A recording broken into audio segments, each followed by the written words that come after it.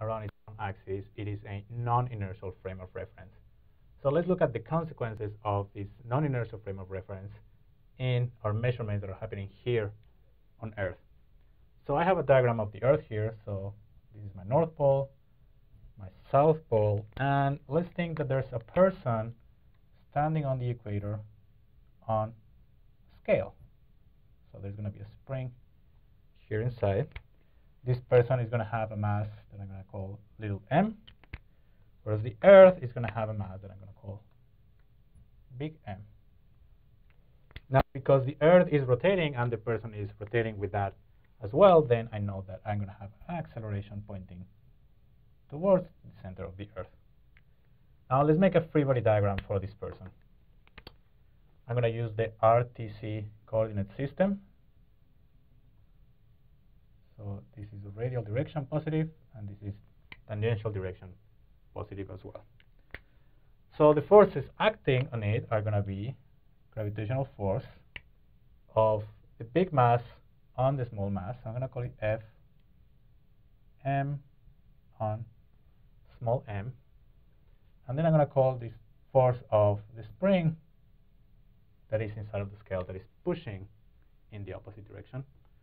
Because there's an acceleration towards the center of the Earth, I know that my net force is also going to point in the positive r direction.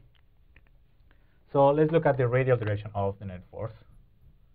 So F net in the radial direction, well, it's going to be the magnitude of that force that big M puts on small m minus the magnitude of the force of the spring.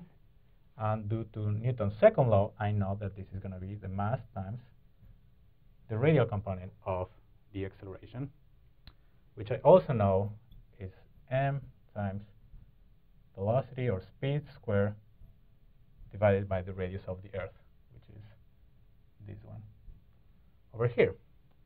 Now let's remember that the velocity in uniform circular motion is also the angular velocity times the radius. So I'm going to substitute that in here. I'm going to have m omega squared r squared divided by r. I'm going to cancel some of those radius. And what I'm left with is I'm going to solve for the force of the spring, which is going to be the weight of the person. Well, it's going to be the force of m on m minus this mass omega squared times the radius of the Earth, where omega is just the angular velocity of the Earth, so it's that one revolution per day. Now, this is what is being measured by an observer that is outside of the Earth in an inertial frame of reference, right? That is what the person outside of the Earth is seeing. Now, what about this person who is on the surface of the Earth and doesn't even realize that he's moving in a circular motion? So for that person, well, it's going to be much simpler, right? Because we just have the scale. The person is here. And if I make a free body diagram, then all I have is force of gravity, force of the spring. And because there's no acceleration, it's actually at static equilibrium, then I know that my net force for this case would have to be 0. So then I can say that, in fact, Fp in magnitude of the spring is going to equal to the magnitude of the gravitational force, which again is just mass times free fall acceleration.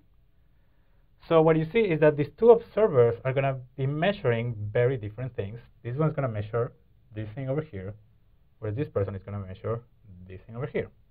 However, the scale, right, that force of the spring is just going to be a number that the scale gives, and they're both going to get the same number. They're both going to see the same number. So that means that probably these two things have to be the same, and we're going to explore what that means in the next video.